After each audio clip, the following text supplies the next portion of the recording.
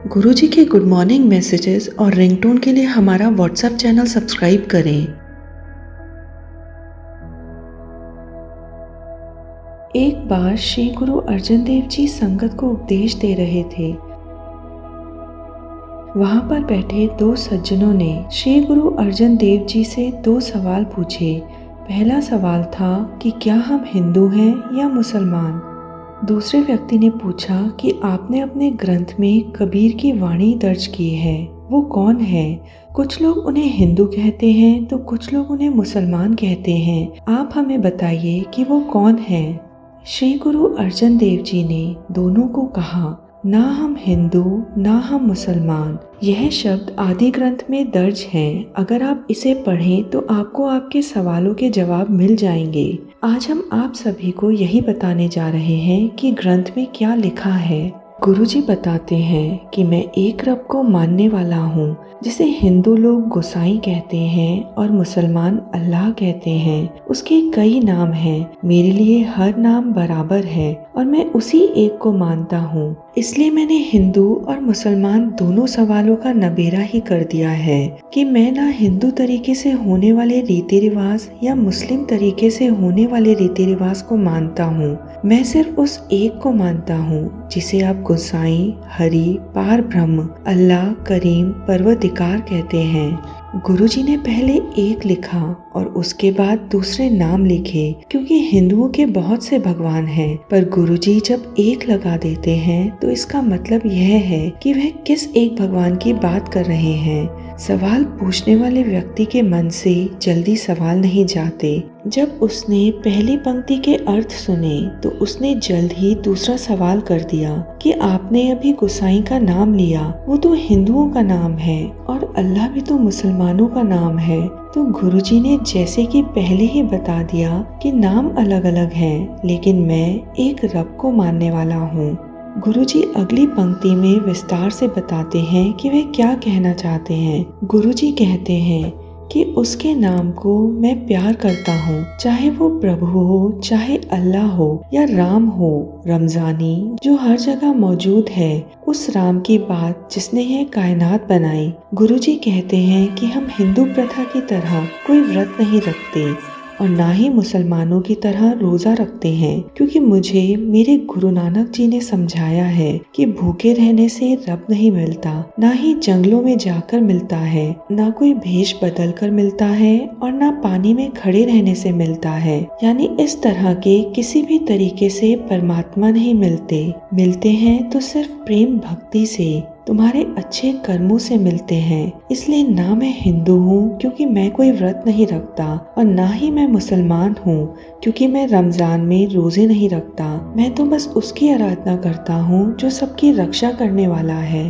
गुरुजी आगे कहते हैं, ना हम मुसलमानों की तरह हज करने जाते हैं और ना ही हिंदुओं की तरह किसी तीर्थ यात्रा पर जाते हैं। इसलिए ना हम हिंदू हैं और ना ही मुसलमान। मैं तो जहाँ हूँ वही मेरा हज है। मैं तो जहाँ उस एक को याद करता हूँ वही मेरा तीर्थ है। मैं केवल एक को मानने वाला हूँ, किसी दूजे को नहीं।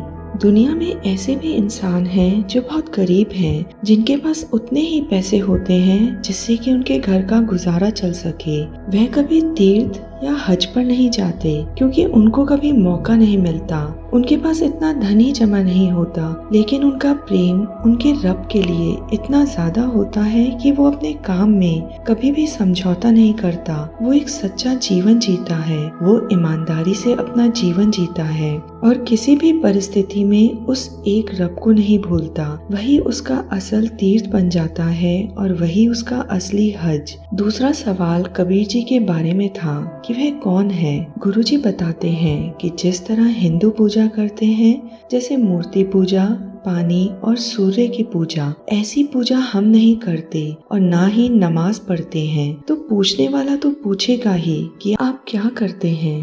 तो गुरुजी कहते हैं कि हम तो एक निरंकार को मन से याद करते हैं और उस मन में बसने वाले निरंकार को नमस्कार करते हैं, उसी की ही पूजा करते हैं, उसी के शब्द से करते हैं और सच और हक के लिए खड़े रहने की शक्ति भी हमें वहीं से मिलती है, यानी भीतर से जो हर जगह मौजूद है वो हमारे अंदर भी मौजूद है और हम उसी की पूजा करते हैं और हम उसी को नमस्कार करते हैं। गुरुजी अगली पंक्ति में साफ साफ कहते हैं कि ना हम हिंदू ना हम मुसलमान, क्योंकि हम उनके जैसे कोई भी कर्म नहीं करते, ना पूजा ना नमाज ना व्रत ना रोजा, इसलिए ना हम हिंदू हैं ना मुसलमान। हमारा यह शरीर और मन तो उस रब का है, उस एक निरंकार का है जिसे आप अल्लाह कहते हैं और आप रब। मैं उसे अल्लाह कहता हूँ जो एक है और सब में हाजिर है, और मैं उसे रब कहता हूँ जो एक है और सब में मौजूद है।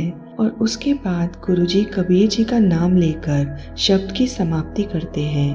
पूछने वाले पूछते हैं कि ना आप हिंदू हैं ना मुसलमान, तो आपको मुक्ति कैसे मिली, कैसे आपने उस रब को पा लिया। गुरुजी कहते हैं और कबीर जी की तरफ से भी कहते हैं कि मैं यह बात आपको साफ साफ समझा रहा हूँ कि मैंने गुरु यानी शब्द से मिलकर इस कुर्बानी के द्वारा, जिसे हम अपना गुरु भी मानते हैं और अपना पीर भी, इससे खुद को जाना, यानी इससे खुद को खोजा है और खुद में ही उस रब को, उस एक को पा लिया। हमें कहीं जाना नहीं पड़ा, बस जहाँ थे वहीं मिल गए। जब गुरुजी यह कहते हैं कि मैं हिंदू नहीं ना ही मुसलमान, इसका मतलब यह नहीं कि वे किसी से नफरत करते हैं या भेदभाव करते हैं। वो तो सबसे प्रेम करते हैं, वो सबके लिए लड़ते हैं, सबके हक के लिए खड़े होते हैं। यह जवाब तो उनके लिए है जो कर्म कांडों में विश्वास करते हैं, जो अपने आप को परमात्मा का सबसे बड़ा भक्त मानते हैं और वे खुद मायाजाल में फंसे होते हैं। गुरुजी तो सबसे प्रेम करने वाले हैं, इसलिए तो उन्होंने चाहे हिंदू हो या मुसलमान, सबकी वाणी को श्री गुरु ग्रंथ साहिब जी में दर्ज किया है। लेकिन वाणी सिर्फ उन हिंदू और मुसलमानों की नहीं जो सिर्फ एक रब को मानते हैं, फिर वो चाहे हिंदू थे या मुसलमान, ऊंची जाति वाले थे या नीची जाति वाले, इससे कोई फर्क नहीं पड़ता। जो सच को मानता था, जो एक रब को मानता था, बस गुरुजी ने उनकी वाणी को दर्ज किया है। गुरुजी के शब्दों का अर्थ है, हे लोगों, धर्म के नाम पर होने वाले कर्म कांडों से बाहर निकलकर उस एक रब की भक्ति करो। तुम चाहे हिंदू हो या मुसलमान, अगर तुम कर्म कांडों में फंस गए तो तुम कभी भी अपने आप को खोज नहीं पाओगे। सतनाम श्री वाहिगुरु।